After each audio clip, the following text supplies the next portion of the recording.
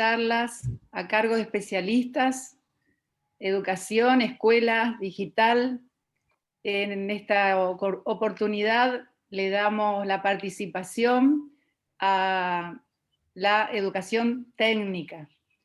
Bueno, era una cuestión pendiente que teníamos, así que tenemos unos ciclos adelante, 2 o 3 ciclos más que le vamos a dar la oportunidad a 2 especialistas para poder compartir con ellos temáticas que tengan que ver con la educación técnica. En esta oportunidad nos va a acompañar una prestigiosa especialista en educación, Judith Schneider, que nos acompaña con parte de su equipo, y también nos acompañan rectores de los institutos de formación técnica de la provincia de Corrientes, el rector del Instituto Llano, del Instituto de Servicio Social, está la rectora Leal del Instituto Bellavista, del Instituto San Roque, espero no olvidarme de nadie. ¿Quién me está faltando? Instituto UOCRA, y alguien más que esté presente.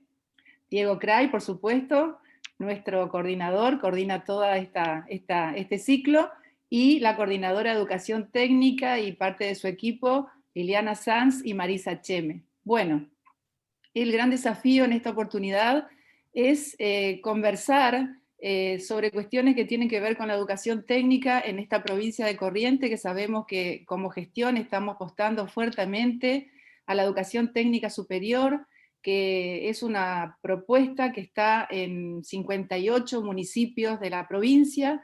Nos acercamos allí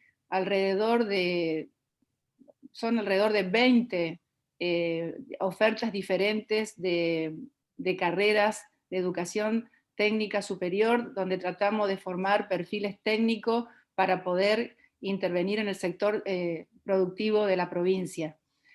También contamos con planteles profesionales muy formados que se están capacitando día a día, coordinando con muchas áreas, como es el área del INTA, área y otros organismos gubernamentales, que permanentemente nos están acompañando para fortalecer esta gran área que es la educación técnica.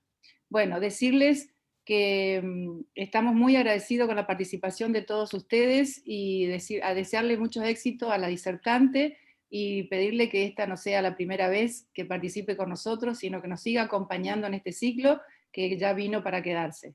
Muchas gracias, Judith, y bienvenida. Bueno, le vamos a dar primero lugar a Liliana Sanz, que es la coordinadora de educación técnica, que nos va a contar un poquito de sus antecedentes, así la conocemos un poquito más a Judith, que nos cuente un poquito sobre su trayectoria en educación.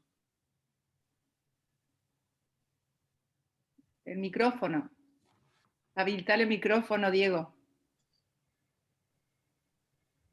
Buenos días a todos. Es un placer para nosotros compartir esta charla con Judith Schneider.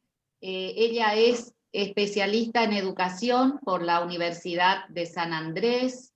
Se ha desempeñado como responsable de la formación docente inicial y continua del Instituto Nacional de Educación Tecnológica, INET.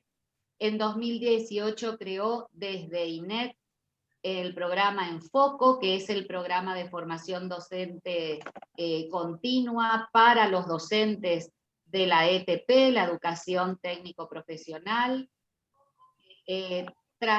transformando así esta formación hacia propuestas de educación virtual. Líder de proyectos de tecnologías y de programas en entornos virtuales de educación. También gestiona diferentes proyectos de formación para el talento digital y proyectos de políticas públicas en implementación de saberes digitales, robótica y programación. Tratamos de resumir y de sintetizar de esta forma lo más destacado de su larga y amplia trayectoria. Y ahora les doy la palabra a Judith. Te escuchamos, Judith. Bueno, la verdad que muchas gracias. Estar junto a un país tan federal y tan interesante, con distintas propuestas educativas como tiene nuestro país, y poder seguir trabajando junto a los docentes. Me parece que es un desafío que nos convoca a todos los que pensamos en la educación y sobre todo en la educación y la formación de la educación técnica, ¿no?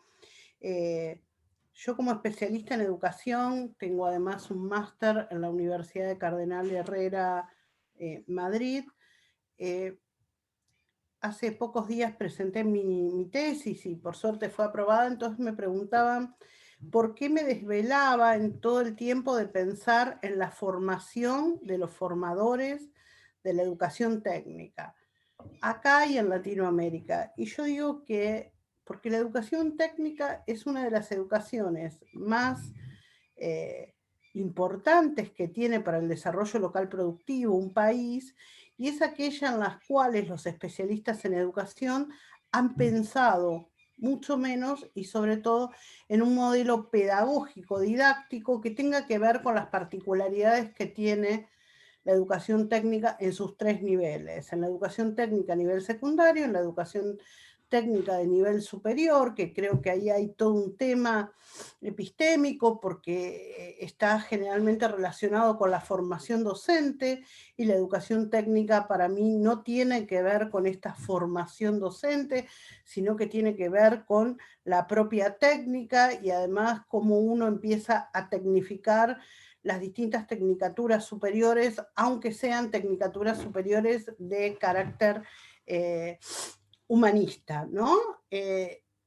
Porque hoy las tecnologías llegaron para quedarse y así uno esté estudiando una tecnicatura superior en psicopedagogía, deberá conocer las herramientas tecnológicas que hacen a un técnico superior en la carrera de psicopedagogía.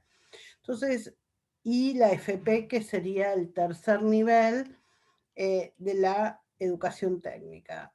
Yo no me ocupo de pensar en la formación, sino en la formación de los formadores. Voy a compartirles una presentación que traje para trabajar con ustedes y poner en tensión esto que yo pienso. Les voy a pedir que me digan si se ve. Y vamos a hablar de algo que es los desafíos de la gestión de la innovación en la educación técnica de nivel superior. Se ve perfecto, Judith. Gracias. Y vamos a posicionar los desafíos de la innovación y la gestión de la innovación. Y a mí mucho me preguntan qué es innovar, porque todo el mundo habla de qué es la innovación, ¿no? Y todo el mundo habla de innovación, pero nadie define qué es la innovación, porque yo digo que la innovación se define innovando. No hay solo una palabra que es hacer con lo viejo algo nuevo. La innovación parece que en Argentina está puesta algo con la cultura digital, y no siempre que uno esté trabajando en cultura digital esté innovando algo. Entonces, poner esto primero me parece que es en el contexto de lo que estamos hablando. Y el contexto es que la educación técnica es un pilar para el desarrollo social y el crecimiento económico de los países. Donde hay países que no tienen un desarrollo de la educación técnica, no tienen el talento humano formado para poder hacer un desarrollo local productivo. Hoy vivimos y lo vemos, además, con esta pandemia, donde las fuerzas motrices de la economía mundial son máquinas inteligentes. Estamos transmitiendo esto por Facebook Live. Facebook Live es una máquina inteligente que además está tomando nuestros procesos de Big Data y está sabiendo que ustedes trabajan o les interesa la educación técnica superior. Están sabiendo que si estoy hablando yo, mi política del gusto, qué cosas me gustan a mí, qué cosas cliqueo yo. Es decir, que nosotros estamos inmersos en este mundo, aunque no querramos. Este nuevo contexto habla del comercio electrónico, la impresión 3D, los problemas de IoT, de inteligencia artificial, la robótica. la infraestructura de las redes digitales, las Smart City. Entonces, en este nuevo paradigma que es la cuarta revolución industrial, ¿cuál es la materia prima? Alguien me podría decir, y bueno, es el computador, es la Big Data, es la fibra óptica, yo digo que es el conocimiento y la información. Hoy en día, el conocimiento y la información es la materia prima para el desarrollo local productivo de un país.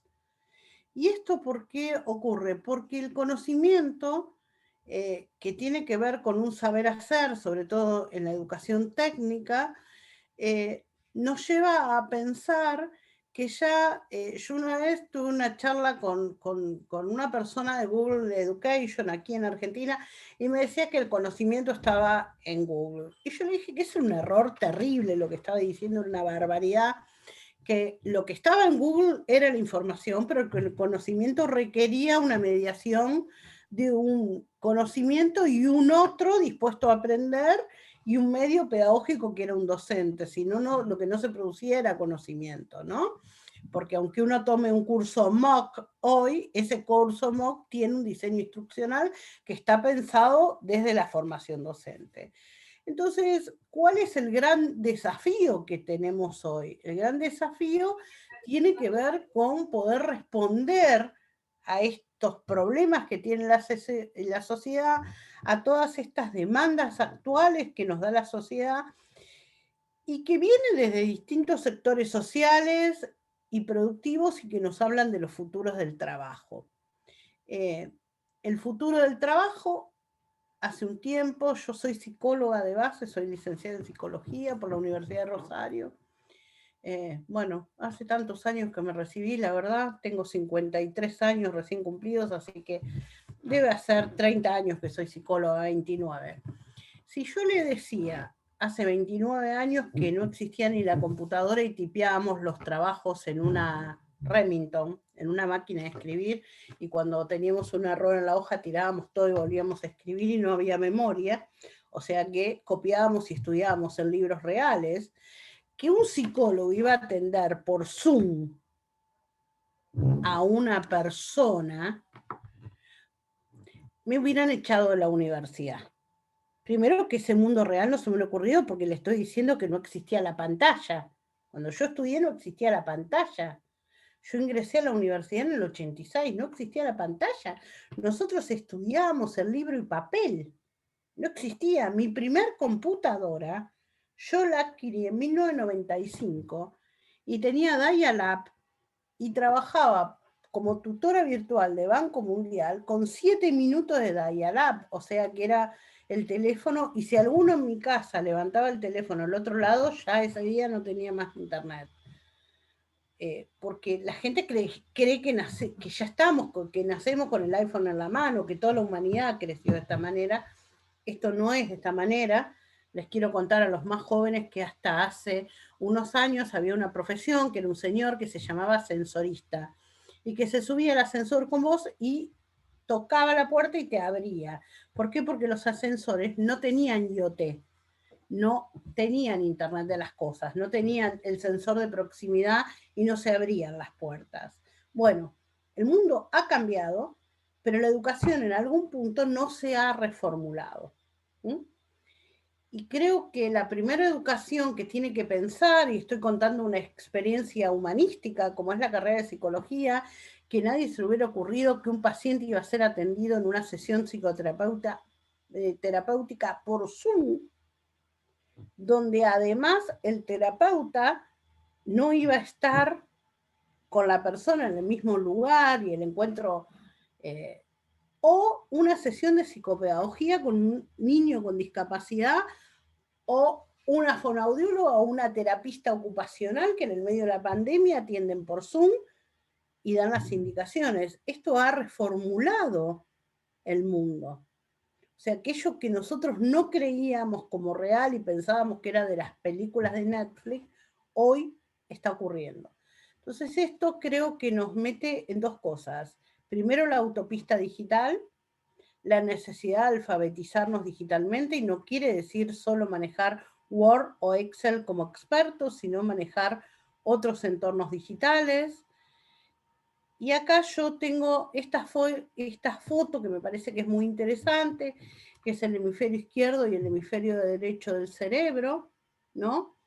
Con las funciones matemáticas, con la creatividad, donde nosotros siempre a un hemisferio del cerebro le pusimos todo el input y al otro hemisferio del cerebro era con menos importancia. Y fíjense que en el siglo XXI, las habilidades del siglo XXI me llevan a la necesidad de la integración de ambos cerebros y de pensar holísticamente. La autopista digital hoy requiere que además yo pueda dar esta conferencia en streaming desde la puerta de mi casa, tranquila, relajada, sin moverme, estando en Corrientes. Hace no mucho, hace 8 meses, 10 meses yo hubiera tenido que viajar, no se les hubiera ocurrido esto, no hubieran pensado esto, no hubiéramos podido reunirnos de esta manera, pero esto requiere, además de que yo tenga la tecnología para poder comunicarme con ustedes y pueda ser un hacedor de tecnología, tenga la empatía para pensar que del otro lado hay seres a los cuales yo no estoy viendo y me están escuchando. Entonces, ¿cuáles son las capacidades que yo considero que tiene que tener un docente para la educación técnico-profesional? Y acá convoco a todos aquellos docentes que se desempeñen en las tecnicaturas superiores, a todos los docentes de la FP, a los directores de institutos técnicos superiores, a que pensemos juntos cuáles son las capacidades docentes para el ETP. No las capacidades que tienen que tener nuestros alumnos, sino para ejercer la docencia.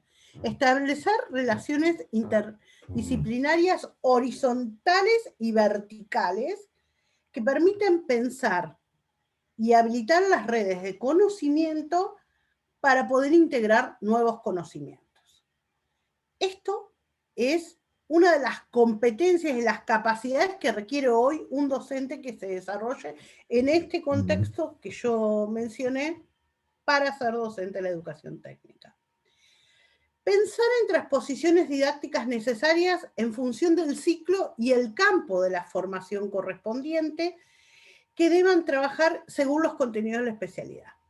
Y acá viene todo un tema del campo de las prácticas, donde las tecnicaturas superiores, muchas veces este campo de la especialidad y el campo de la práctica se confunden porque coexisten los institutos de formación docente con las tecnicaturas superiores y no hay directivos específicos de institutos técnicos superiores, sino que coexisten con las carreras docentes. Yo soy una de las personas que dice que hay que dividir las aguas, que la educación técnica a nivel superior debe ir a un lugar y la educación superior docente debe ir hacia otro lugar. ¿Por qué? Porque nosotros tenemos algo que tiene que ver con la especialización y con las prácticas profesionalizantes en ambientes laborales. Por el otro lado, profundizar el conocimiento, además de los marcos de referencia. No podemos vivir formando al mismo campo específico de gente cuando cada vez hay tecnicaturas superiores y se van creando cada vez más marcos de referencia. Por ejemplo, ya está el marco de referencia de inteligencia artificial, el marco de referencia de robótica. Entonces, pensar en las trayectorias formativas, no solo pensando en su campo de formación específica, sino ejercer su tarea docente de alguna manera en una formación docente continua para poder él adquirir conocimientos técnicos para poder ir hacia carreras del futuro, que es también una de las necesidades que tenemos el colectivo docente, ¿no? Porque podemos no estar de acuerdo con determinadas políticas públicas, pero la inteligencia artificial y la Big Data y IoT ha llegado para quedarse. Nadie va a volver atrás porque nosotros querramos. Nosotros tenemos que ir a esa autopista. Pensar en esto de las titulaciones de nivel técnico, medio y superior y las posibilidades de inserción de los futuros egresados. Esto también es una corresponsabilidad del sistema formador. estos técnicos que estoy formando, ¿van a tener un campo laboral de inserción laboral real en el mercado productivo donde yo lo estoy formando?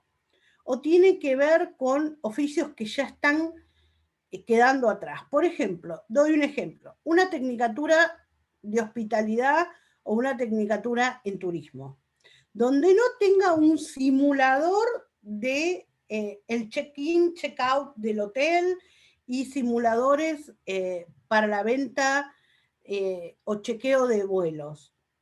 Yo estoy formando una persona que ya esa persona en el mercado laboral no va a tener las competencias para poder ingresar a este mundo. Hoy el turismo ya no es solo abrir una agencia de turismo y ofrecer, sino que hoy hay que enseñar a emprender. Hoy todo el turismo está en la autopista digital. Hoy hay que aprender en qué horarios uno puede chequear más rápido vuelos y en qué horario no. Qué días de la semana uno le puede dar una oportunidad a un cliente mejor y qué días no de tener más espacio en los aviones. Voy a contar una cuestión. El 24 de diciembre a la noche los vuelos salen el 50% del pasaje. Bueno, ir a Europa, en vez de ir en enero, que hace un frío terrible, bueno, que la gente pase el 25 en un avión. Pero para esto hay que conocer del e-commerce. Uno tiene que pensar cuál va a ser la inserción del futuro laboral de las personas. En las carreras de hospitalidad, hoy en el mundo, lo que hay es simuladores de hotelería. Hay hasta un lobby simulado que tiene una computadora. Les puedo dar el Senai de Brasil, donde tiene una computadora donde los alumnos aprenden y está como si fuera un lobby de un hotel, exactamente cómo simular esto, ¿no? Entonces, esto de pensar cómo insertar al futuro egresado dentro de lo que lo estoy formando y ese campo propedéutico que yo le estoy dando tenga que ver con el verdadero mercado laboral, es algo que también requiere que como docente me forme para este mundo. Después, pensar y mantener un instituto técnico superior, relaciones estables e intensas con vínculos favorables con el mercado socioproductivo en el cual está inserto, ¿no? Esto también es necesario. Un instituto técnico superior no puede vivir aislado de lo que es educación y trabajo. Tiene que estar asociado a las necesidades del mercado laboral y eso tiene que ver también con gestionar la innovación, ¿no? El último paso es, bueno, tener una actualización constante que tiene que ver con los desarrollos científicos tecnológicos. Fíjense hoy en las carreras de hotelería, de hospitalidad que hay con respecto al COVID-19. Hay todo un aprendizaje que viene del mundo de la medicina, la farmacología, la bioquímica y la química, en relación a, por ejemplo, están diciendo en determinados países que cada persona va a tener que llevar su almohada, cómo son las cuestiones de la higiene. Bueno, cada vez hay, y yo creo que esta pandemia ayudó también a que aprendamos determinadas cosas que antes no teníamos seguras, ¿no? Me parece que esto llegó para que aprendamos bastante también de otros sistemas que no estaban involucrados en nuestras tecnicaturas. Entonces acá vienen los desafíos para el 2030 que habla la OCDE, que tiene que ver con qué nos va a pasar en la educación técnica superior y en toda la educación técnica. Un egresado nuestro va a tener que poder hablar de resoluciones de problemas, tener pensamiento crítico, aprender a lo largo de la vida, un compromiso y responsabilidad social, aprender a trabajar con otros, a tener habilidades siglo XXI de comunicación, poder trabajar, y para esto debemos trabajar por proyectos, y las competencias digitales. No es nada fácil el desafío de la educación para el 2030, ¿no? Entonces, ¿esto con qué se da en nuestro país? Aumentar la cantidad de egresados del ETP. Nosotros necesitamos que la gente que comienza el ETP finalice. Incorporar saberes digitales a la educación técnica.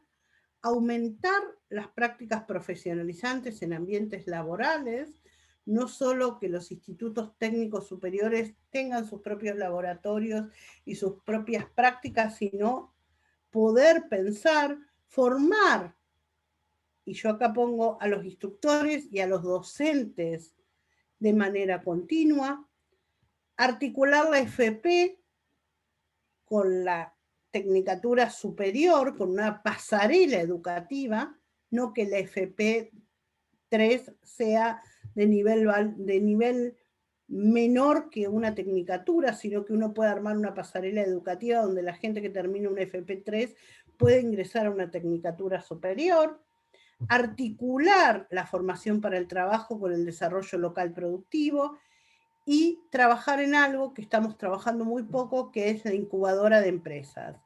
La incubadora de empresas se deja solo para el mundo laboral. Parece que las tecnicaturas superiores no tuvieran esto que es tan necesario, que es una incubadora de empresas. Entonces, acá voy a hacer este cuentito que es muy fácil, que es la evaluación, la evolución del mundo, de las distintas revoluciones industriales, que eran los sistemas mecánicos, energías hidráulico y mecánica del vapor en 1784, la industria 2.0, que son las líneas de montaje, y fíjense que uno va a muchos institutos técnicos superiores y todavía tienen el SIN de las líneas de montaje como si fuera algo moderno. Ya la industria 3.0, fíjense, automatización, es de 1969 y nosotros a veces hablamos como que es algo moderno. Y luego tenemos lo que ya llegó para quedarse, que son los sensores, que ya son los sensores inteligentes, la Big Data, el IoT, la programación, el futuro, la transformación digital, las redes de pensamiento. Pero todo esto requiere una revolución que es el design thinking, hacer visible el pensamiento. Esto tiene otra epistemología, además del aprendizaje basado en proyectos. Nosotros no podemos partir a esta industria 4.0, a este mundo 4.0, con la epistemología de la pedagogía de 1969. ¿Por qué? Porque el mundo cambió y requiere un esfuerzo de todos los que pensamos para poder llegar a este nuevo, digamos, desafío que nos convoca. Y este nuevo desafío, que es la era digital y la educación, a mí me lleva a pensar si podemos seguir con los mismos sistemas de planificación y pensamiento que teníamos en la segunda o tercera revolución industrial, cuando estamos hablando de gente que nace con un smartphone en la mano. Yo les voy a contar algo. Yo soy súper adicta a la tecnología. En mi casa cenamos sin tecnología. Ustedes no saben lo que nos cuesta. Nos cuesta muchísimo, muchísimo. Mi madre tiene 82 años, tiene Zoom con las amigas, tiene un iPhone y está todo el tiempo mirando esta porquería. No solo mi hija más chica de 22 años, sino que hacemos como nos convocamos a comer y dejamos en el escritorio todos como si fuera el celular. Yo les quiero decir que son las comidas más veloces del mundo, porque todos estamos desesperados que los teléfonos en pim, pim, pim, pim, pim, pim, y bueno, estamos probando esto. Y fíjense qué loco, que estamos probando esto cuando hace 20 años no lo teníamos, ¿no? Pero esto de estar, y yo también me preocupa que hasta ahora a los alumnos se les dijo que el celular y la computadora era lo más importante que tenían para el vínculo pedagógico. Cuando retomemos a la presencialidad, ¿cómo el docente le va a decir esto al chico cuando le estuvo sosteniendo durante 7, 9 meses que el vínculo era a través de un celular? Entonces, cuando pensamos en estas tecnologías emergentes para esta industria 4.0, pero yo diría que ya no es la industria 4.0, porque cuando uno piensa en Smart City, en gobierno digital, cuando uno piensa, sobre todo esta pandemia lo que nos permitió es que haya más gobierno digital, porque uno puede sacar todo por internet, y fíjense que el Estado hace 7 meses que no va a trabajar y sigue existiendo el mundo, pero ya hay hasta temas de ecología que se están poniendo en juego y uno se pregunta, che, ¿era tan necesario que yo esté 8 horas ahí? Entonces, esta tecnología emergente que tiene que ver con esta industria 4.0 que les hablé de los sensores inteligentes, de la IoT, de la Big Data, son necesarios en la educación técnica 4.0. Nosotros no podemos pensar en un sistema de educación técnica que tenga que ver con fuera del mundo local productivo, ¿no? Nosotros necesitamos pensar en esto, y esto lo que nos lleva es a la robótica, a los escenarios de simulación, a los sistemas de integración, a pensar en Internet de las cosas, a la inteligencia artificial. Tenemos que aprender mucho de ciberseguridad, de pensar la computación ya no en una computadora, sino en una nube física, donde están los grandes contenedores de la nube. En la 3D, en la impresión 3D, la realidad aumentada, la Big Data. Y si uno mira, todo esto nos interpela a los sistemas formadores de educación técnica de nivel superior de una manera terrible, ¿no? Porque sea cualquier tecnicatura que estemos trabajando, nosotros podemos dar hasta un problema de biología con un problema de Big Data. Cómo subir archivos en un contenedor en la nube, que no sea solo el Drive o el Office 365, sino que sea un server donde todo esté y poder programar los contenedores. Esto de los contenedores a las tecnicaturas superiores en informática es lo más nuevo que hay. Hay contenedores en la nube de open source, de código abierto. Bueno, todo esto no puede estar alejado de nuestro proyecto institucional, ¿no? Entonces, ¿cuáles son el presente y cuál es el futuro de lo que vamos a necesitar como un propósito para pensar en educación técnica a nivel superior? Primero, que los cambios son económicos, culturales, sociales, y que han transformado el contexto actual. Esta pandemia nos ha demostrado que uno puede comprar cualquier cosa, desde semillas para su huerta orgánica, lo que uno necesite, y se ha transformado socialmente. Las familias se encuentran por Zoom, ya no hay posibilidad ni de que yo vaya a Corrientes, ni que ustedes vengan acá, ni nada. Y esta educación debe trascender esta realidad.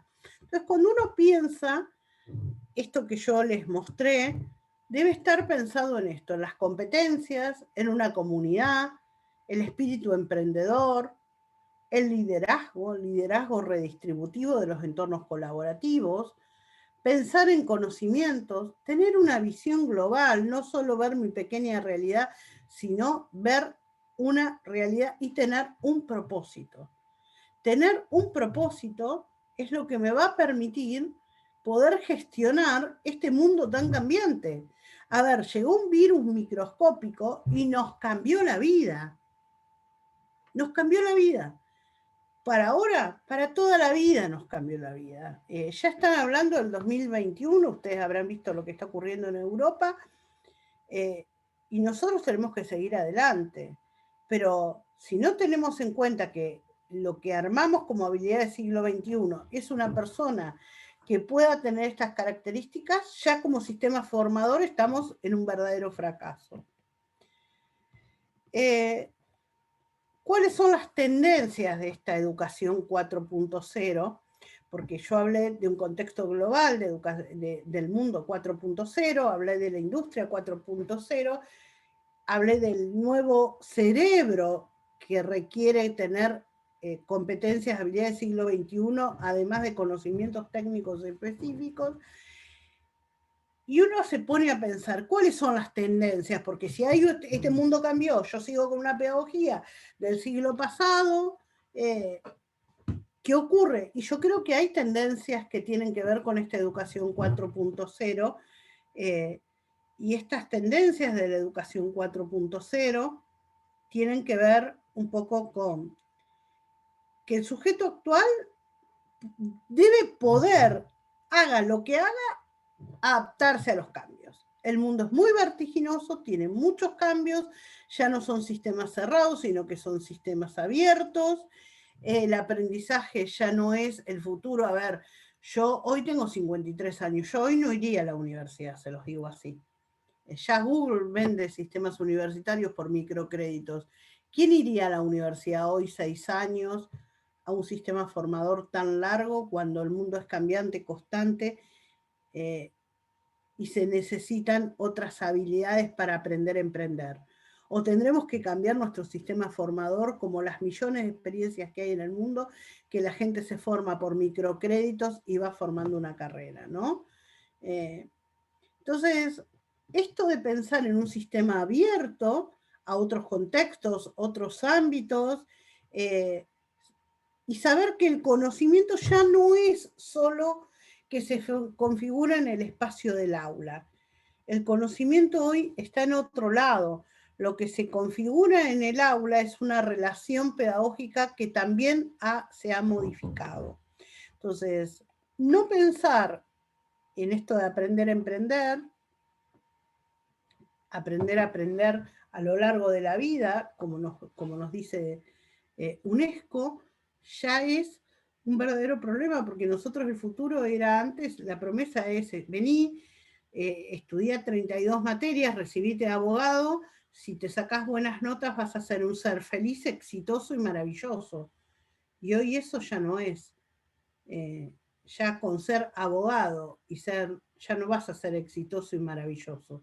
Cada vez vas a requerir más conocimientos, más tecnificación, más, y todo va modificándose de una manera que quizás tengas que volver al sistema formador 10 veces en tu vida. Entonces, ¿cuáles serían estas características que yo hablo de la educación 4.0 y el aprendizaje 4.0, ¿no?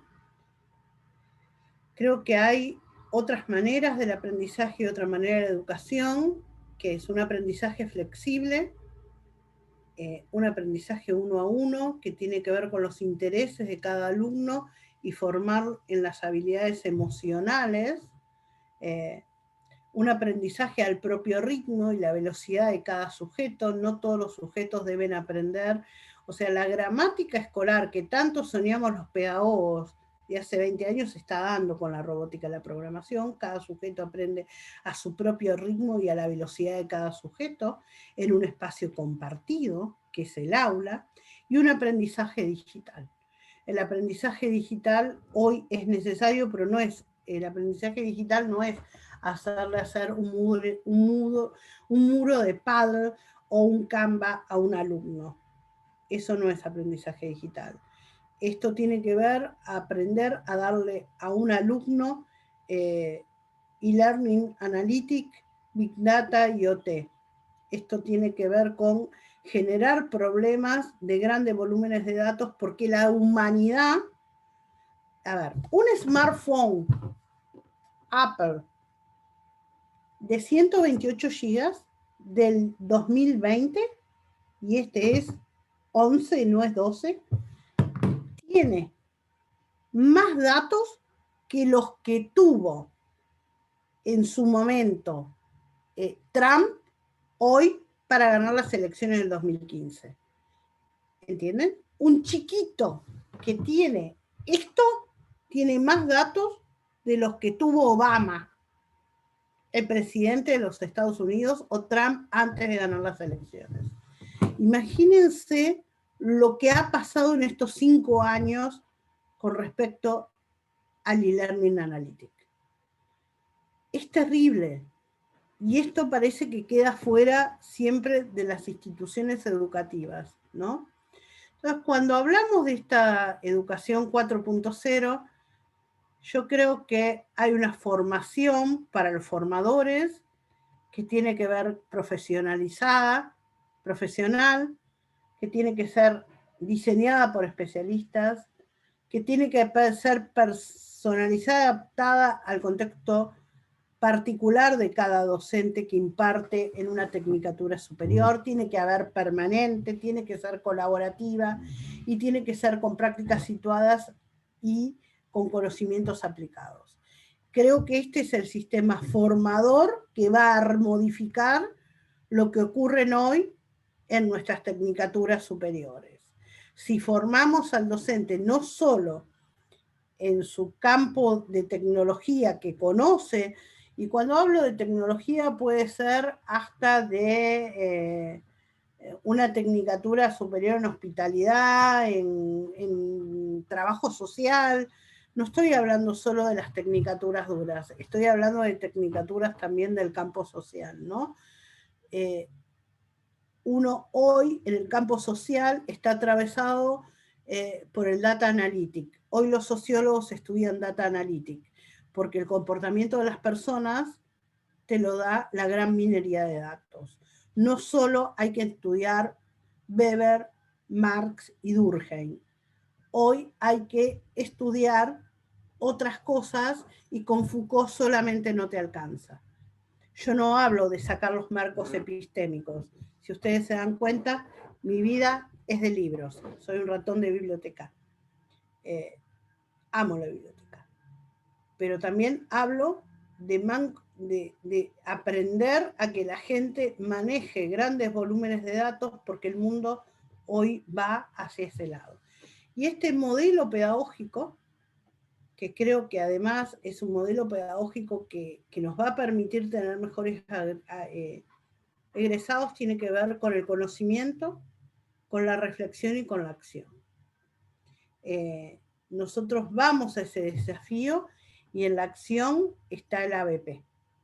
El ABP es el aprendizaje basado en problemas, la reflexión tiene que ver con el design thinking, con poder pensar a partir del conocimiento cómo hacer un maker. ¿Voy un poco rápido o cómo vamos? No, estás bien, Judith, vamos bien. Bueno, entonces estas tendencias de educación 4.0 que yo ya un poco marqué, habla del aprendizaje basado en proyectos, y no en problemas, sino en proyectos, ¿no? Este aprendizaje basado en proyectos ilumina las ideas. Tiene que ver con cumplir los objetivos académicos propuestos, tiene que ver con la autenticidad, porque un proyecto tiene que resolver un problema de mi comunidad, debe ser auténtico, y esto es importante, dar proyectos a los alumnos para que resuelvan ideas hipotéticas teóricas que no tienen que ver con su contexto real, no es atractivo. Un aprendizaje realmente aplicado, el descubrimiento vocacional. La gente no porque esté en una tecnicatura superior en segundo año ha descubierto su vocación. Yo he descubierto mi vocación después de ser psicóloga. Después de ser psicóloga yo fui maestra. Después de ser maestra estudié magisterio. Ya era psicóloga, ya había ido el sistema formador de la universidad. Yo me recibí con un 9, pero quería ser maestra. Después que fui maestra, me di cuenta que me gustaban más las tecnologías. Y fui la primera egresada de la licenciatura en tecnología educativa de la UTN. Y después dije, bueno, pero ahora me gusta la educación especial, sí, me gusta la educación especial. Y quiero aplicar tecnologías para educación especial. Entonces estudié la licenciatura en educación especial. Y después dije, bueno, qué sé yo, trabajé 6, 7 años en educación especial y a su vez trabajaba en el sistema formador. Y bueno, no, pero a mí la verdad que lo que me gusta es el e-learning. Entonces estudié y me formé afuera en e-learning, porque acá en Argentina eso ni existía. Y después volví al sistema formador y después me tuve que formar en lo que es todo robótica, programación, gestión de la innovación, ABP, Design Thinking.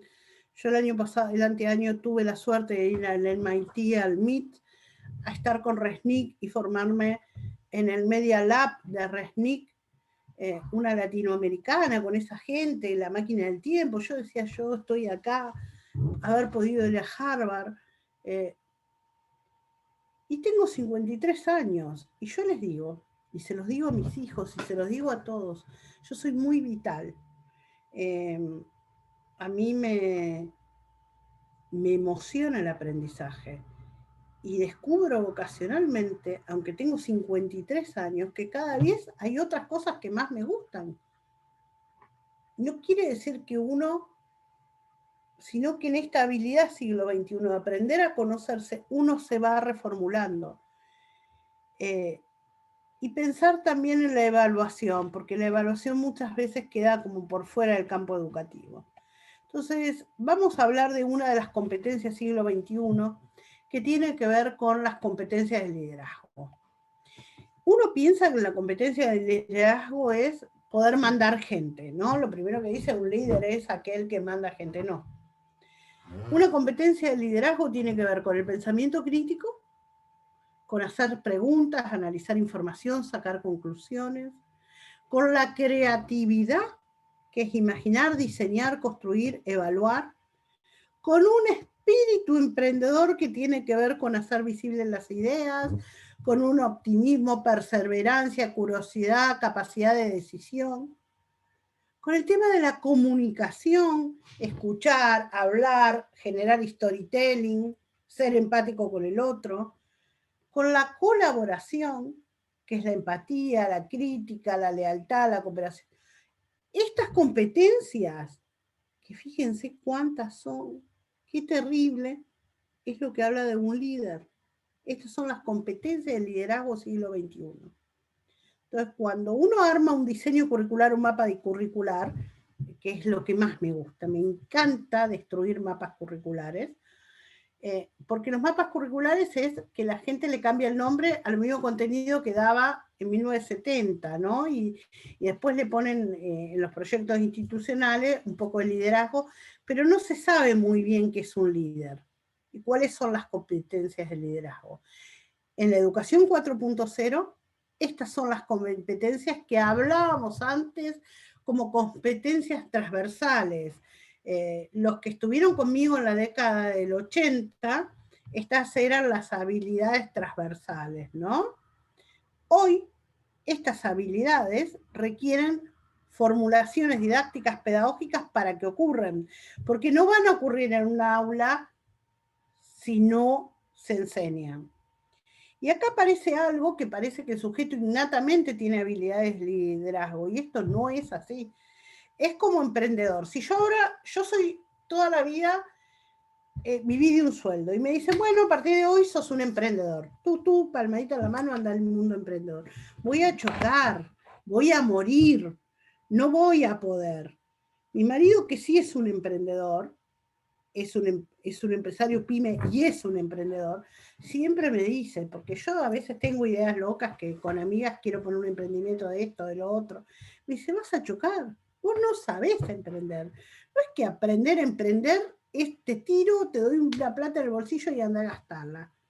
Vas a chocar. ¿Por qué? Porque justamente no hay que tener estas competencias que no son innatas, que son desarrolladas en los sujetos. Entonces, ¿cómo vamos a poder trabajar con este liderazgo y el aprendizaje basado en problemas y en proyectos? Y yo digo que para el nivel superior es en proyectos, y siempre implica arrancar la clase con una pregunta. Y acá viene que le pregunto, hola, sobre el clima, sobre cómo están, no. Aprender a hacer preguntas también es todo un tema, y es poner al alumno en un contexto de exploración, en un contexto que lo movilice, en un contexto que lo desafíe, que le permita ver el mundo desde otra perspectiva, ¿no? y que tenga que ver también con un desafío no solo intelectual, que tiene que ver con los conocimientos impartidos en determinados campos curriculares, sino con lo emocional y social. Por ejemplo, voy a dar una pregunta de Big Data. Si las personas decretáramos en el mundo que dejaríamos de morir a partir de mañana, uno puede empezar el problema leyendo Las intermitencias de la muerte de Saramago, y más allá de la lógica que se pone en juego en el texto de Saramago, interesantísimo, que tiene que ver con la cuestión de la religión, porque la promesa es un futuro mejor, y si vos no te vas a morir, está todo permitido. ¿Nos va a alcanzar la salud, los sistemas de salud, la comida, el agua, la ropa, la sustentabilidad, lo que hay, la natalidad? ¿Qué va a pasar con los seres humanos si se prohíbe morir y no se muere más nadie? Encuentra la vacuna milagrosa que dejamos de morir. Ahí hay millones de problemas de Big Data, de ecología, de economía, de sustentabilidad, de energías renovables.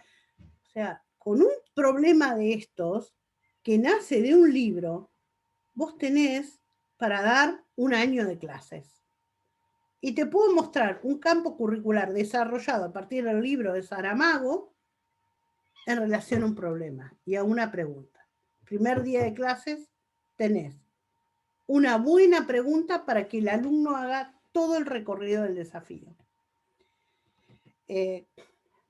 Entonces, esta pregunta esencial, tiene que permitir una experiencia activa, que no es solo escuchar una clase que se olvida a las 48 horas, ya ni sabes qué dijo el profe, que se tiene que hacer dentro de una comunidad, que implica siempre tomar un riesgo, como todo aprender a emprender, que ofrece un reconocimiento al que puede relevar y solucionar los problemas de la pregunta, requiere de un tutor o un docente que guíe, porque la pregunta se va a ir reformulando, y además poder presentar un proyecto de manera pública, por ejemplo, a un instituto, a una comunidad de práctica o a una misma provincia, ¿no? Entonces, cuando uno piensa en esto, empieza a pensar en algo que trabaja el proyecto 0 de la Escuela de Harvard, que es Design Thinking. ¿Qué es el Design Thinking? El Design Thinking pone... yo les voy a hacer llegar esta presentación a Liliana, a todos ustedes, para que la tengan y después la puedan compartir, ¿no? Yo ayer creo que ya se las compartí. ¿Qué es el Design Thinking? ¿Qué es esto del hacer visible el pensamiento? ¿Es abrir el cerebro a la gente y que se vea lo que piensa? No. Design Thinking es un pensamiento que permite prototipar una idea, que permite generar una solución creativa a un problema, que tiene además no solo una respuesta correcta o incorrecta, como estamos acostumbrados en el sistema formador, sino que el Design Thinking es parte de la idea, empezó en el mundo del diseño, en el mundo maker, y hoy está atravesando el mundo de la tecnología, los negocios, la educación, y atraviesa todo lo que se prototipa como problema social, ¿no? Como yo les dije, bueno, si pensamos en que AstraZeneca nos va a dar la vacuna a todos, ¿todos los sistemas biológicos van a estar preparados y sociales para recibir esa vacuna? Esa vacuna, en nuestro contexto nacional y en cada provincia y en cada localidad, ¿cómo ustedes imaginan que llega la vacuna y es bajada la población?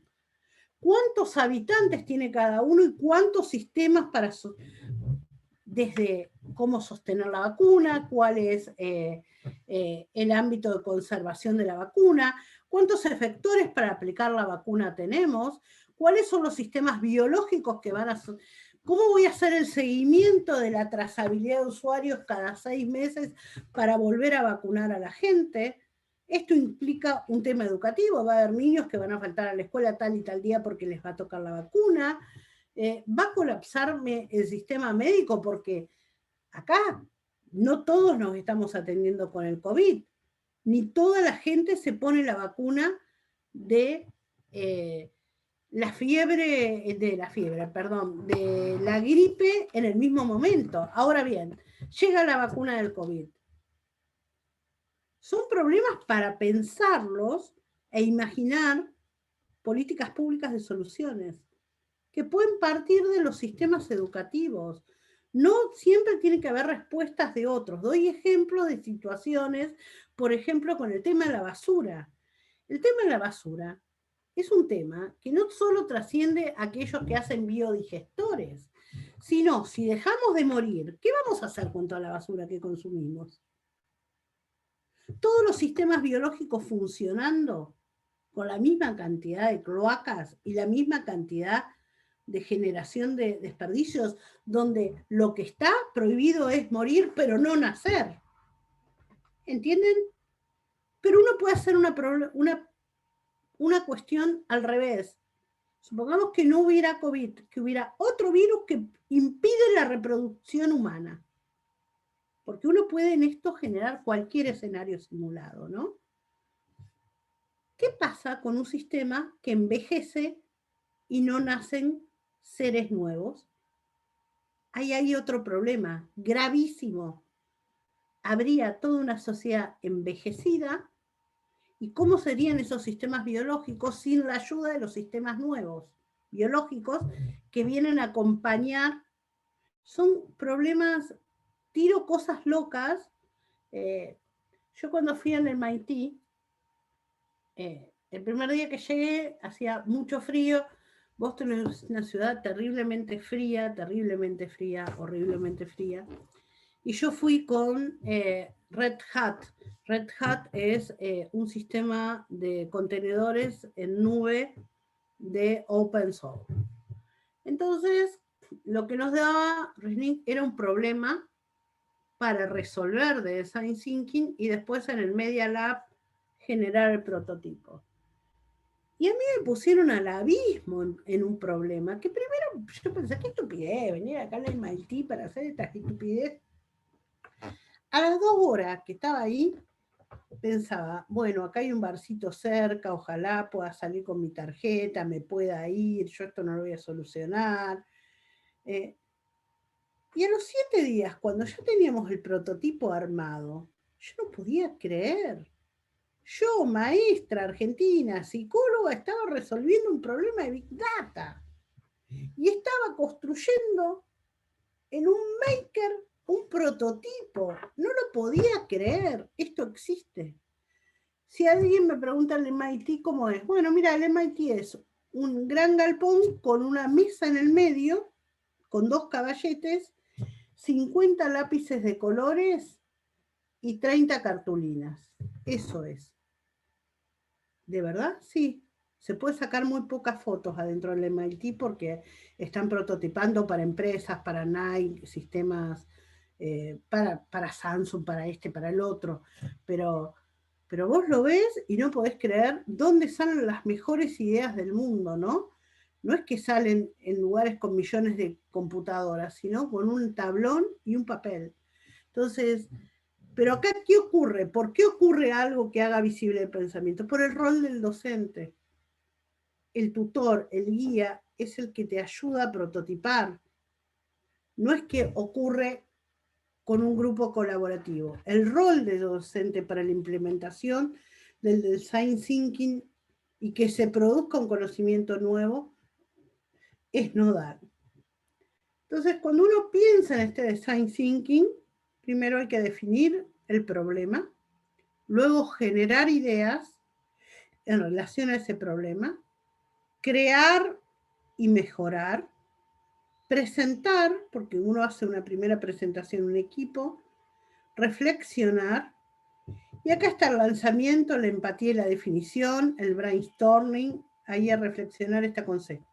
creación y texteo, la crítica, las revisiones, la presentación, la evaluación y reflexión. Fíjense todos los pasos que lleva a ser visible un pensamiento en clase. Y fíjense que los modelos pedagógicos de acción, conocimiento y reflexión son tríadas.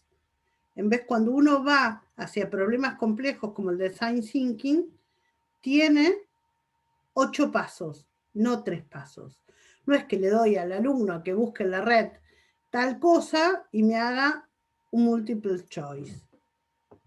Porque eso que aprendió no va a servir para nada. Para este mundo. Sí sirvió para el anterior mundo. Para este mundo, ya es tarde. Entonces, este rol del docente requiere otro docente, que es un docente que guíe sin tener la respuesta. Y los que somos maestros ciruelas, ¿cómo nos cuesta este enorme desafío, no? Acá nos ponen en jaque de la peor manera. ¿Cómo puedo estar yo ahí sin estar dando respuestas? ¿Para qué me pagan? Entonces, cuando uno piensa en el docente que va a dar una clase prototipando, es un docente que tiene que aguantar porque no hay una respuesta, hay múltiples respuestas. Entonces, hay que crear las condiciones del éxito, los contenidos en contextos y el docente como un emprendedor. El docente también explora y aprende. ¿Por qué? Porque no tiene una respuesta. Entonces acá, que venimos hablando del aprendizaje 4.0, llegamos al rol del docente 4.0, que es un docente que debe guiar sin otorgar respuestas. Entonces, voy a una filmina más que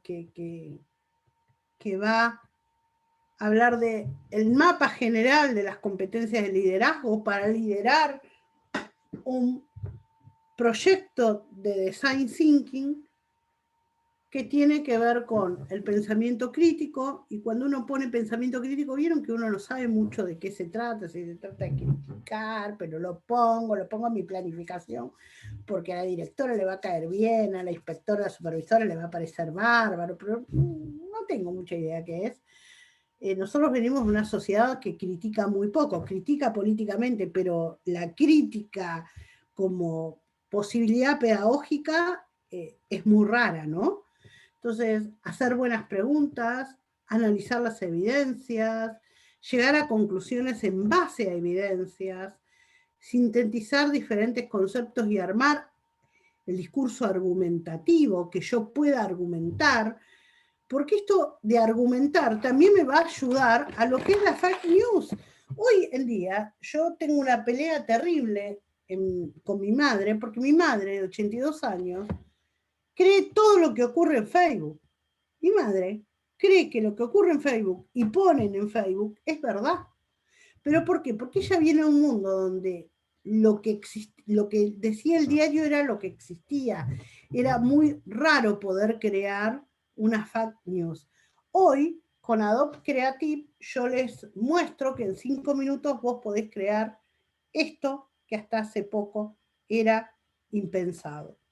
Entonces, la creatividad que tiene que ver con poder empatizar con el otro aunque esté en disidencia, diseñar sus soluciones en la práctica, evaluar lo creado, mejorar lo creado. El tema de la colaboración, que es tomar responsabilidades durante el trabajo en equipo, y esto es muy fuerte, no puede ser que alguien sea el líder del proyecto y cargue sobre el proyecto, sino que el rol de los roles distributivos y aprender a coachear a otros es necesario. El tema de aprender a escuchar, a hablar en público, crear una historia a partir del proyecto, y qué son las competencias del espíritu emprendedor. Bueno, yo creo que la educación 4.0, la gestión de la innovación tiene que ver con esto, con las competencias digitales, con la inteligencia artificial, con el playful learning, con la robótica industrial, la cultura maker, el STEAM. y estos nuevos marcos epistémicos para poder impartir. Bueno, espero no haberlos aburrido, ¿no? No, para nada, Judith. Muy interesante todos los conceptos que desarrollaste, cómo nos ha actualizado y cómo nos moviliza, y siento que queremos ya salir a poner en práctica muchas de las cosas que dijiste. Vamos a dar ahora un espacio para que los rectores que nos acompañan puedan ir planteando sus preguntas, y vamos a transmitirte también algunas de las que los que están participando como público, ¿verdad, Diego? Nos han estado acercando a través del chat, así que ¿cuál de los rectores quiere hacer primero su pregunta? Los escuchamos, no sé si Adriana, Lilian. ¿Le damos la palabra, Adriana? Sí, Liliana. Bueno, después de haberte escuchado, Judith, bueno, nos movilizaste, nos hiciste repensar dónde estamos en lo que respecta a la formación técnica y desde nuestro rol, y también pensándolo en que esta situación por la cual estamos atravesando nos ha interpelado de una manera en la cual esto que veníamos pensando nosotros en la formación en relación a las tecnologías, donde el punto de partida de lo que teníamos hace un tiempo estaba relacionado con las TIC, y hoy sabemos que eso nos interpeló y ya debemos dejar de pensar en eso, y esto con lo que fuiste exponiendo es pensar desde este otro aspecto de las tecnologías del aprendizaje, la comunicación, y por esto último que nos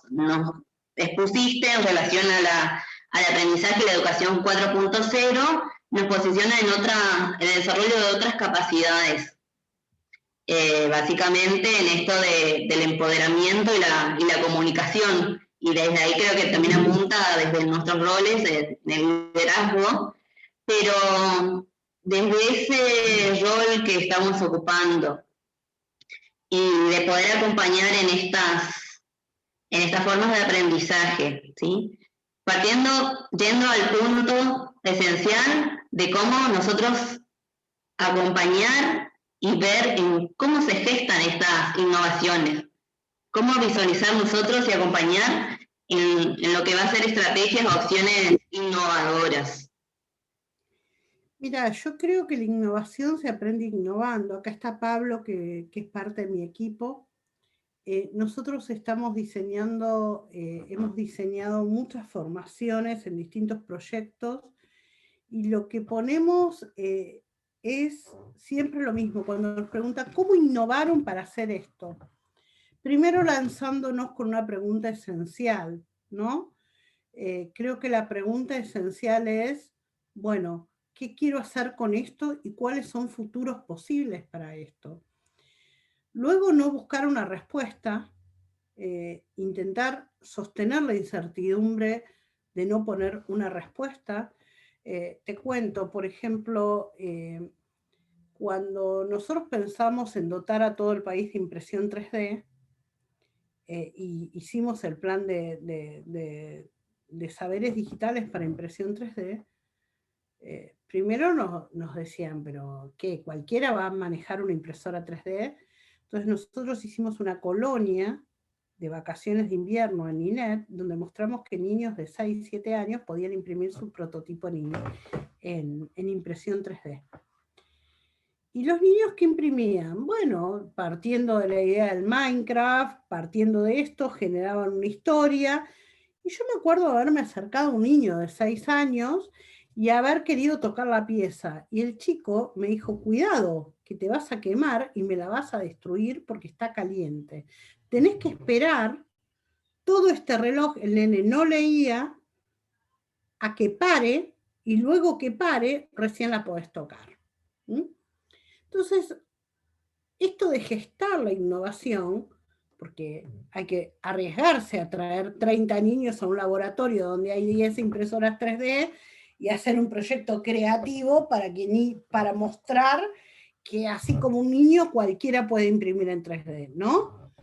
Entonces, yo creo que los proyectos de gestión y de mapeo institucional, por ejemplo, nosotros estamos gestionando el primer profesorado del ETP de manera digital con el gremio AMET, ¿no? En la provincia de Buenos Aires.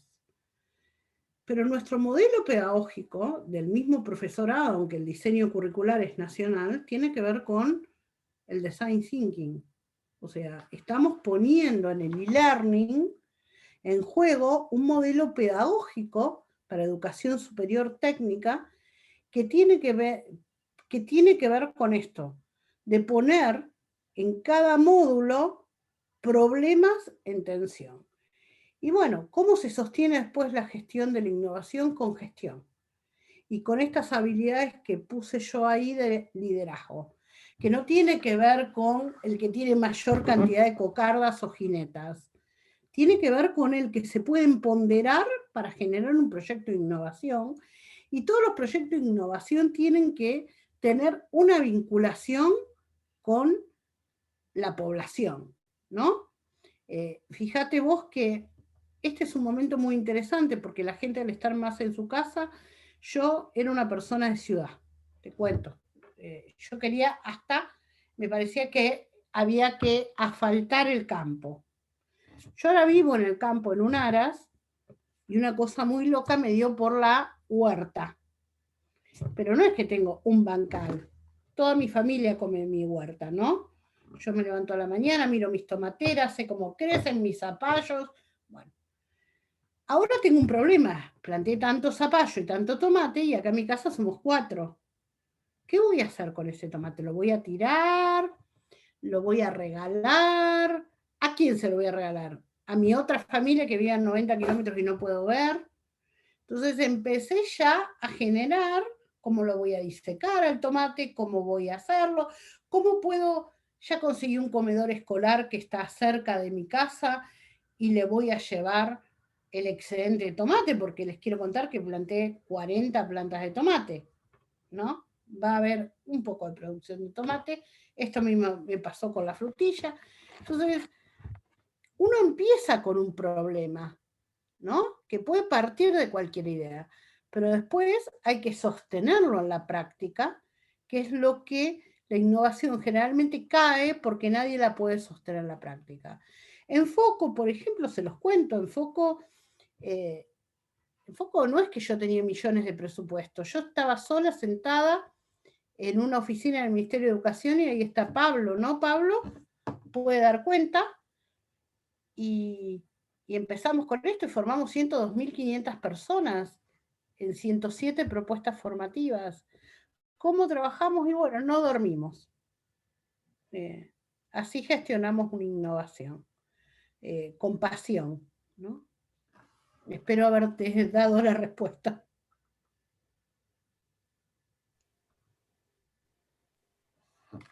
Ahí tenemos de dónde tomarlo para acompañar o gestar en innovaciones y sostenerlas. Gracias. Bien. Sandra, César, ¿quién quiere? Lilian, te damos la palabra. Sí, bueno, genial, me parece nos abrió muchísimo a las posibilidades, me parece esto que dijiste, Judith, la verdad que imperdible. Estuve pensando cómo hacer, a ver, desde el lugar de la gestión, ¿no? Claramente nosotros vamos a tener que romper nuestros paradigmas, los que venimos sobre todo de la formación docente. Hay que romper con los paradigmas y esta lógica de la clase y de un lugar de distribución del saber para, bueno, un saber que ya está redistribuido y dar lugar a las competencias más del design thinking, ¿no? Eso estuve pensando, es un gran desafío el que tenemos por delante. Y bueno, de alguna manera mi pregunta tenía que ver con lo que ya planteó Adri, pero estoy pensando en de qué otras maneras poder acompañar a nuestros colectivos docentes, ¿no? A nuestros grupos de docentes que son técnicos, que en muchos casos son profesionales que vienen del campo profesional y de pronto se encuentran como formadores, ¿no? Entonces, por ahí se me ocurrió una idea de un laboratorio donde no esté ausente, por ejemplo, un trabajo en las líneas que vos nos planteaste hoy, además de lo que planteaste de enfoque y demás. ¿Se te ocurre alguna otra cosa con la que nosotros podamos acompañar a nuestros grupos de formadores? Teniendo en cuenta esto, ¿no? Que no solo son técnicos muchas veces, también son profesionales de otros campos y nuestras tecnicaturas son socioproductivas, tienen que ver también, algunas son humanísticas, tenemos Creo que ahí ahí el una gran desafío, diversidad. mira, yo creo que el desafío, cuando yo digo docente, es porque la gente que viene del campo de la tecnología más dura, aunque venga del campo del agro, y todas las tecnicaturas que tenemos en el campo del agro, vos fíjate algo que nos ocurre, ¿no? Hoy el agro está sumamente tecnificado. Hoy el agro habla de nanotecnología para el sector agroalimentario. Hoy estamos hablando de las economías verdes y economías circulares para el sector agroalimentario. Entonces, cuando uno piensa en esto, debe pensar que un técnico agropecuario de nivel terciario debe poder operar ya con estas maquinarias inteligentes, porque si no ya está desacoplado el sistema productivo, que es mucho lo que nos ocurre con los egresados de las tecnicaturas agropecuarias de nivel secundario. Es un chico que maneja un nivel de tecnificación tan bajo que cuando va a un tambo totalmente automatizado, no puede hacer nada. Y va a ir a una tecnicatura superior, por ejemplo, de industria lechera, donde tampoco está tecnificado y donde el docente no tiene en su propio instituto semejante tecnificación. Entonces ahí es donde yo hablo de que nos tenemos que asociar al sistema de vinculación socioproductiva, a tratar de poder armar algo que no estamos armando, que son lo que yo llamo incubadoras de proyectos de pensamiento, que sí es algo que el sistema terciario ha quedado fuera, porque nos han dicho que para eso está la universidad, y poder pensar, bueno, qué soluciones le podemos dar a estos problemas que tienen, y poder usar su tambo, por ejemplo, o su fábrica para poder hacer las prácticas en terreno, ¿no? Entonces, uno cuando se vuelve un docente provocador a la manera de lo nuevo, voy a usar una palabra que usa, a mí me gusta mucho un pensador que se llama Harari. Noah Harari es la persona como Taret. Taret es un sociólogo que habla de jugarse la piel, ¿no? En los sistemas educativos hay que hackear a los humanos, ¿no? Nosotros el desafío que hoy tenemos es hackear lo que somos como seres humanos. Y si la tecnología está hackeando nuestro sistema humano, porque hasta nos está diciendo qué cosas nos gustan y qué cosas nos gustan, nos está hackeando la política del gusto, nosotros tenemos que pensar cómo vamos a poder pensar y hacer pensar a nuestros alumnos de manera diferente. Y yo creo que el mundo ha cambiado, la tecnificación ha llegado, pero no es que la tecnificación y la técnica se maneja si no hay una industria de pensamiento y un diseño de pensamiento en nuestra cabeza. No va a ocurrir nada. Si vos a la gente le pones la máquina del tiempo ahí, no va a hacer nada. ¿Por qué? Porque no va a poder preguntarse ni saber nada. Vos a una persona le podés dar robótica y le podés dar servos de robótica, pero si no le enseñás los pasos de la electrónica, la mecánica, y la robótica y la programación no va a hacer nada. Ahora bien, vos podés enseñar desde Arduino, Java o Python, donde le ponés los servos y el docente, todos los chicos sentados alrededor, ¿no? Y el docente es el que prototipa, y después ellos copian y hacen un sistema de semaforización. Eso no es prototipar. Luego que vos le enseñaste a armar un semáforo, el sistema de semaforización y armar una Smart City es un problema que se resuelve comunitariamente y que lleva a poner un problema, ¿no? Y para esto vuelvo a decir, hay que hackear nuestro sistema de pensamiento. Hay que intentar ir más allá de los límites. Sí. Me gustaría plantearte yo ahora una cuestión, Judith. En tu opinión, desde tu perspectiva, ¿cuál sería el primer desafío a abordar por parte nuestra como equipos técnicos de la dirección para direccionar y enfocarnos en generar y gestar este cambio? Yo creo que una de las cosas que también leo en el chat, todo el tiempo se pone como que la tecnología es la promesa de futuro, ¿no?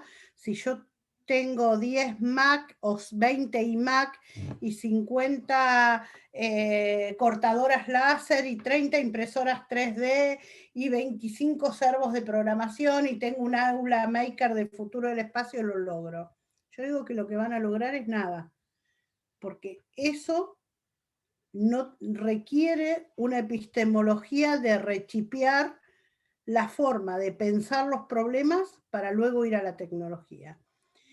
La gente cree que porque yo tengo una Mac voy a resolver mejor problemas que aquel que tiene una escritorio, una Pentium 4 de 1980. Eso es mentira. Esto no es así, ni en la cultura digital, ni en la cultura maker.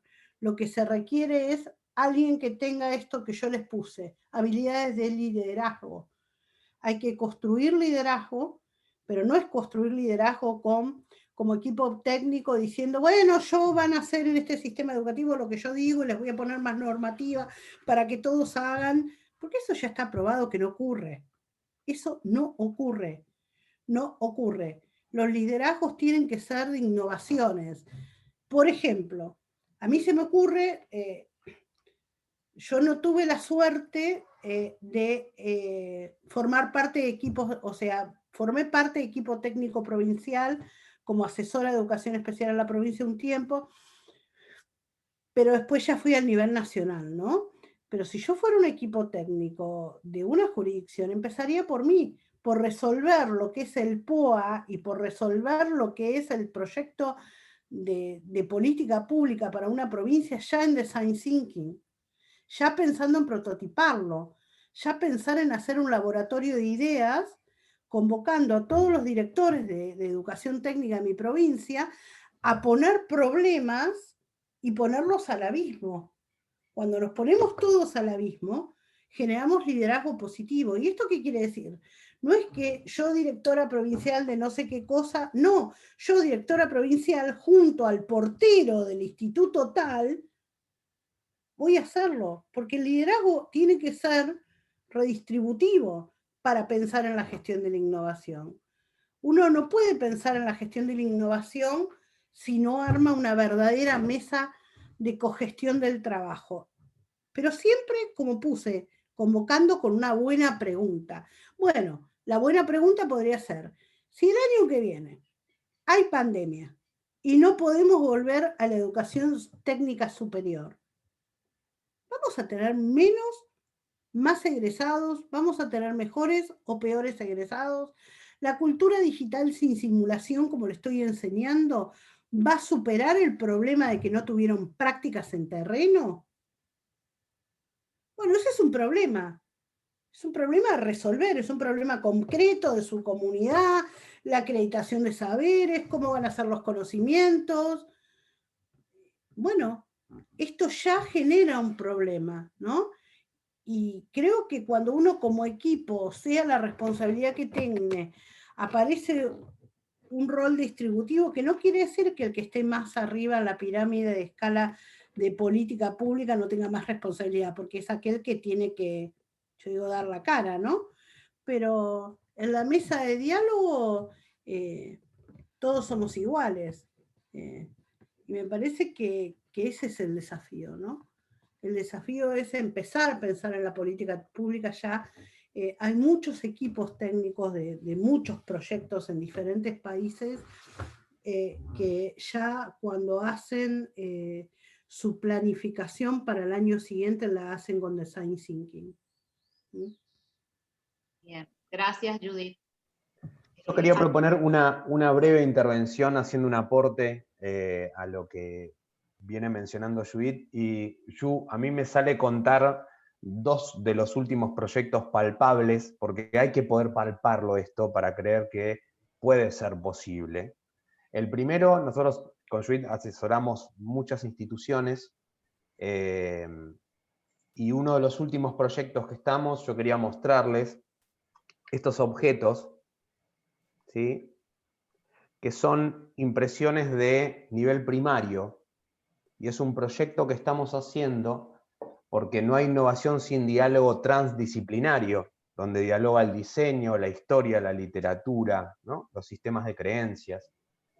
Estos objetos son objetos con simbologías que están hoy en el Museo de Nueva York y que fueron encontrados hace muchos años en Egipto. Instrumentos de construcción, ¿sí?, que estudiantes de primaria han recreado, han desenterrado de la memoria y han estudiado a partir de las simbologías, los sistemas de creencias, los estamentos sociales. Innovar implica ese diálogo, ¿no? Y el otro proyecto, que me sale contarles, es la primera orquesta argentina de instrumentos impresos, ¿sí? Ustedes habrán conocido o habrán comprado una flauta dulce, Melos, ¿no? Digo, que los niños tocan, que es su primer instrumento. Bueno, acá tienen una flauta dulce completamente impresa y diseñada por estudiantes, ¿sí?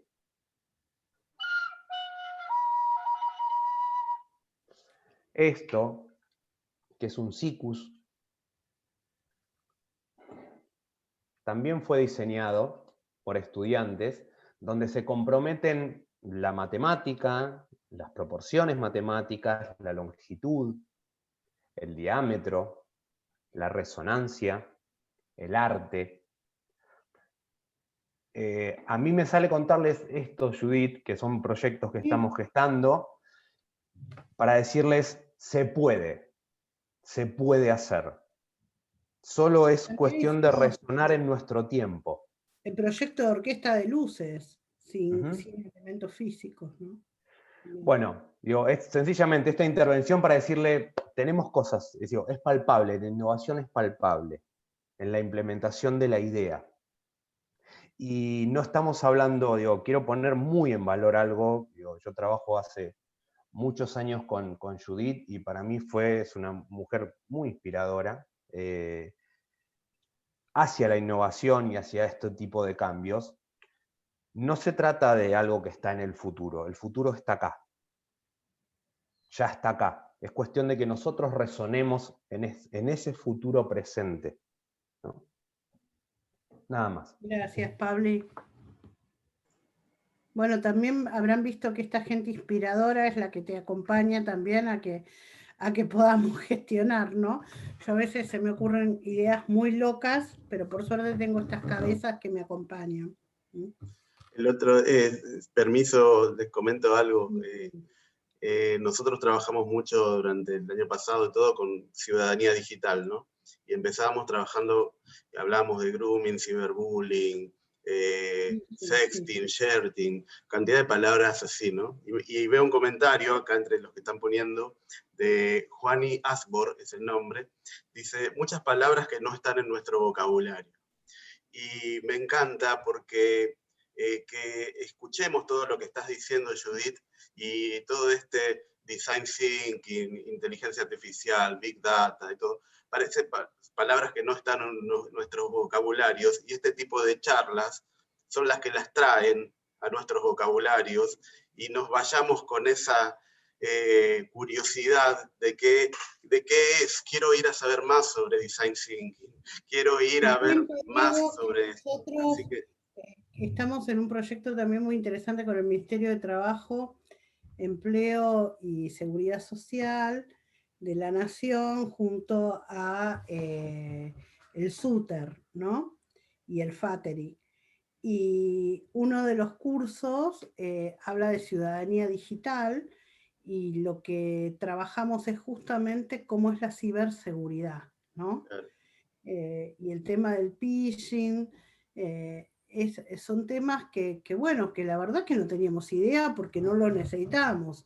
Hoy que estamos todos conectados en una red, requerimos tanto los docentes como los ciudadanos poder hablar de esto. Y te cuento algo más. Smart City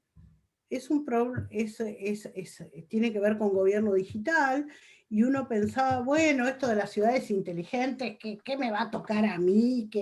A ver, hoy la fotomulta tiene que ver con Smart City. Estacionamiento medido es Smart City.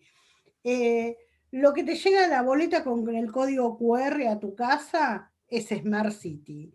El certificado del PCR para ver si sos positivo o no es Smart City y hace la trazabilidad. Vos te bajaste en Ezeiza, llenaste la ficha y dijiste que ibas a hacer la cuarentena en tal lugar, y pensaste, ¿y esto quién lo lee? Porque esa era la Argentina que teníamos, ¿no? La Argentina que decíamos, bueno, ¿qué importa?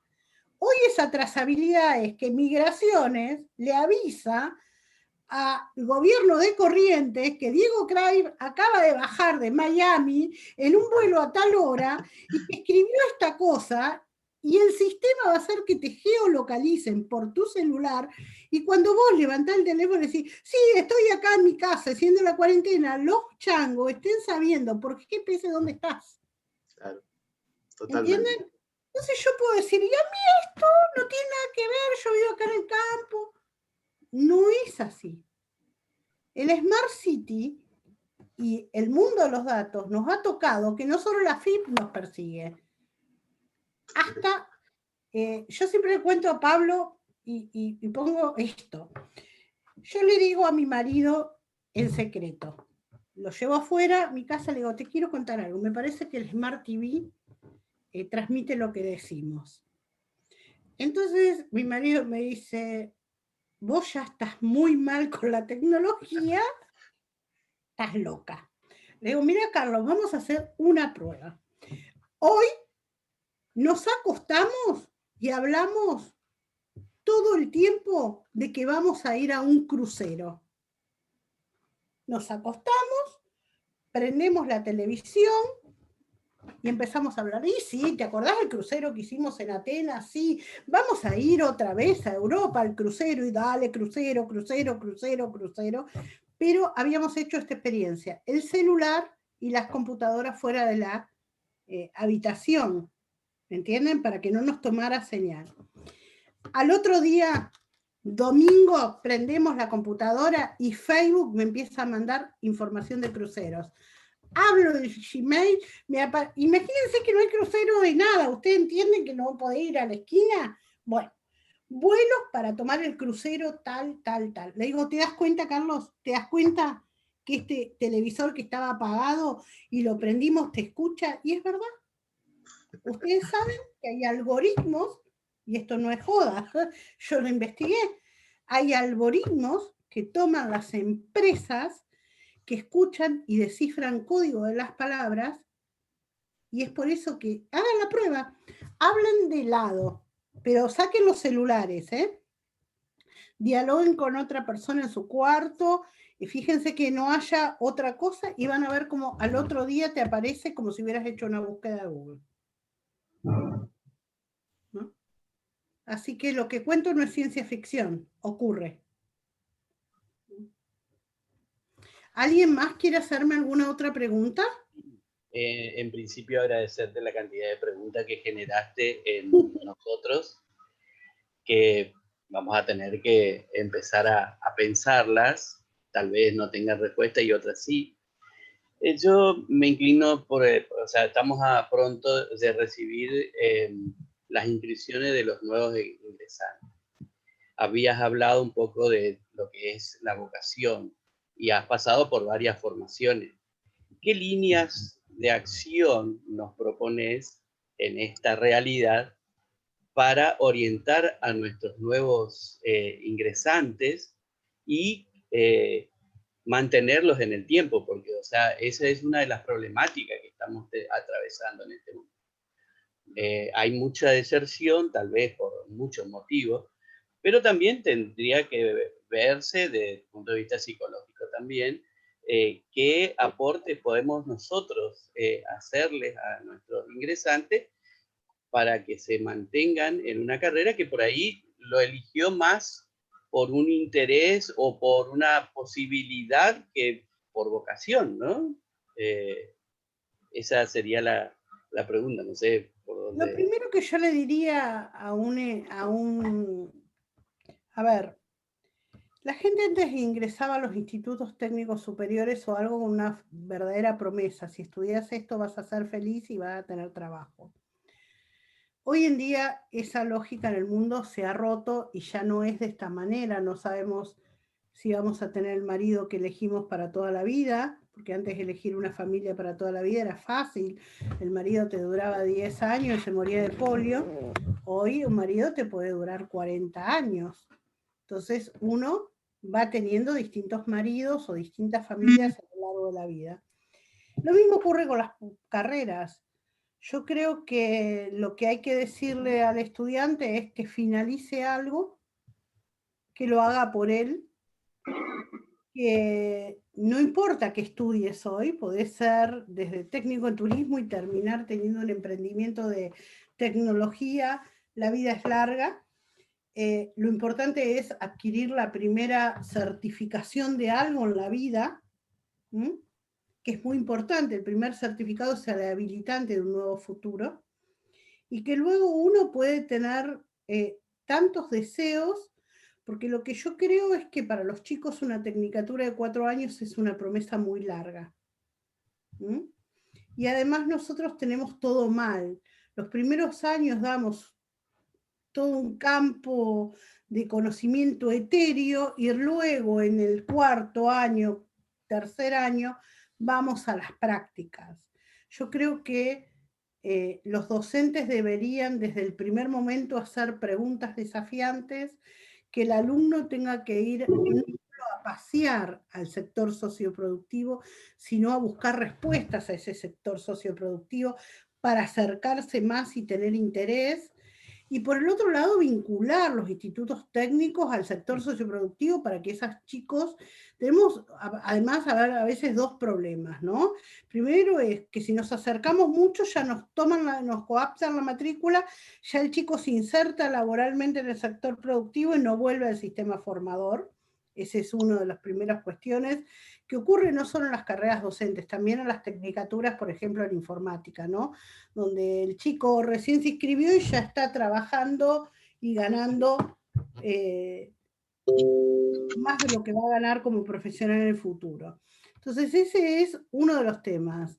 Y yo siempre digo, bueno, pero fíjate bien que un certificado en este mundo hoy es necesario. Entonces, buscar que el alumno pueda y tenga esta situación de poder ver más cercano, porque para los chicos 4 años les parece que es una vida entera, este primer certificado habilitante, y luego pueda continuar su formación con microcréditos en distintas universidades.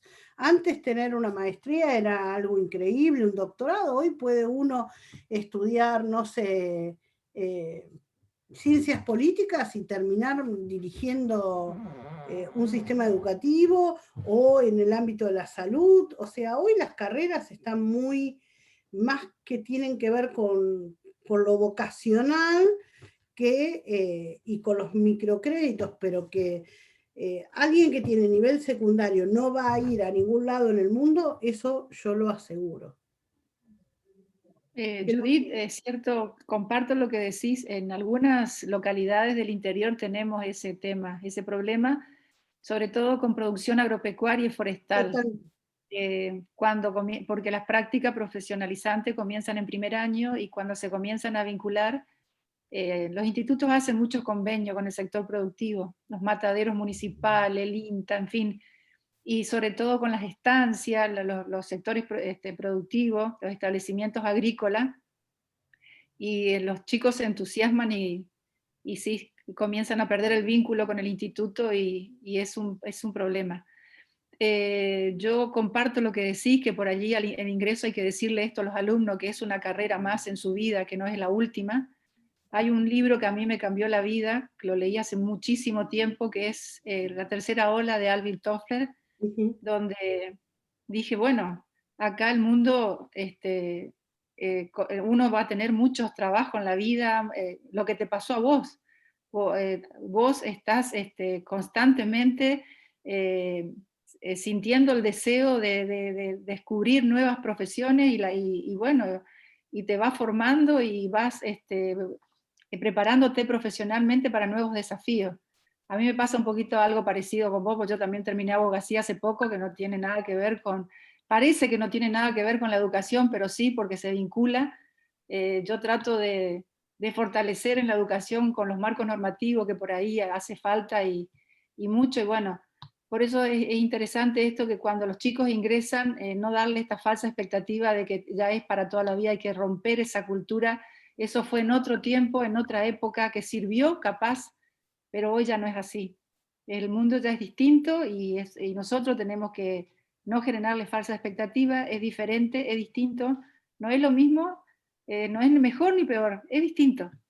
Y bueno, hay que tomarlo esto como una gran oportunidad, para mí hay que, como dijimos, esta pandemia nos deja a nosotros muchísimas cosas buenas, no hay que tomarlo esto con angustia, al contrario, yo creo que nos deja muchísimas cosas buenas, y esas cosas buenas hay que tomarlas, tomar lo mejor de la presencialidad, junto con lo bueno que deja esto, y creo que el año que viene nosotros podemos comenzar un 2021 mucho mejor.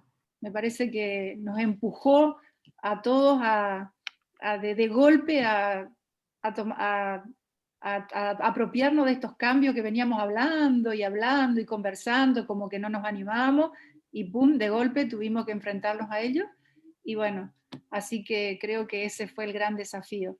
El grupo del equipo quiere hacer otras preguntas.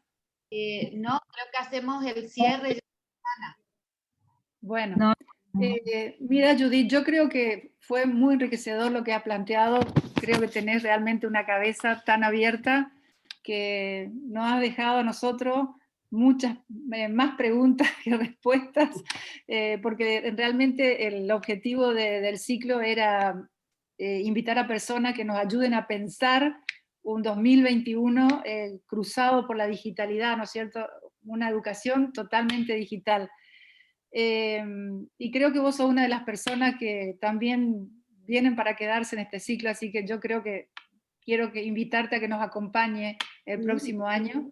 Te invito a que... Todos los equipos, Susana, que necesiten... A ver, yo soy especialista en entornos virtuales de aprendizaje. Tengo mucha experiencia en distintos proyectos de e-learning. Hace 25 años que trabajo en e-learning realmente. Todos aquellos institutos o sistemas que requieran que los acompañemos en poder virtualizar las clases, o ustedes mismos como equipo de dictar un curso de entornos virtuales de aprendizaje. Yo en muchos sistemas dirijo lo que es en Honduras la iniciativa nacional de la FP a entorno virtual de aprendizaje. Estoy dictando para Honduras un bootcamp el bootcamp le enseña cómo hacer diseño instruccional a un docente que nunca lo tuvo, y poder maquetar en un Moodle aquella clase, pero no con un diseño donde uno sube el PDF y queda como una liñita y no es atractivo para nadie, porque yo siempre digo esto, el PDF no es enseñanza digital, ¿eh? No es enseñanza digital. Eso Los alumnos lo dicen, nuestros alumnos lo han dicho, hicimos una encuesta y se quejan mucho. El PDF no es entorno virtual. Exactamente. Entonces, yo no tengo inconveniente de acompañarlos a ustedes. Yo amo mi país y soy una persona muy comprometida con la política pública en mi país. Conozco todo lo que hacen ustedes. La gente de Corrientes es maravillosa. Han innovado en un montón de cosas. Son sumamente comprometidos con la labor. No todas las provincias tienen la suerte de tener equipos como ustedes. Yo desde la labor de INET a Zampayo lo he acompañado en todo y Zampayo me ha acompañado en todo a mí. Conozco a Liliana y todo el trabajo que hizo el equipo de Liliana. La verdad que a Adriana Legal también la conozco. Conozco el trabajo que ella también ha hecho. Conozco cómo ustedes pudieron implementar el profesorado de nivel inicial de la ETP. Yo creo que hay que ir a los profesorados virtuales, hay que tratar de salir de la presencialidad de los profesorados, que esta es la enseñanza de la pandemia, pero que enseñar virtual no es enseñar solo por Zoom, es aprender a hacer diseño instruccional. Porque si no también tenemos el otro tema. Nosotros hoy tenemos que retener las matrículas, no solo por el trabajo del colectivo docente, sino por el futuro de nuestro país. Cuando tengamos mayor cantidad de personas certificadas, vamos a poder jugar el campeonato de primera. Entonces creo que esto es retener las matrículas con propuestas innovadoras, y esto que yo digo, sostener el vínculo a través de la pantalla es muy difícil. Por eso requiere diseño instruccional, ¿no? Entonces, nosotros en la provincia de Buenos Aires con el gremio AMET pudimos hacer este trabajo. La verdad que les cuento, teníamos lugar para 200, tuvimos 1.400 inscriptos. Decirle a 1.200 que no fue todo un desafío, pero me parece que es lo que hay que hacer. Hay que tratar de ir a las carreras, tratar de virtualizar, aunque sea el 50% de las ofertas formativas en el nivel superior.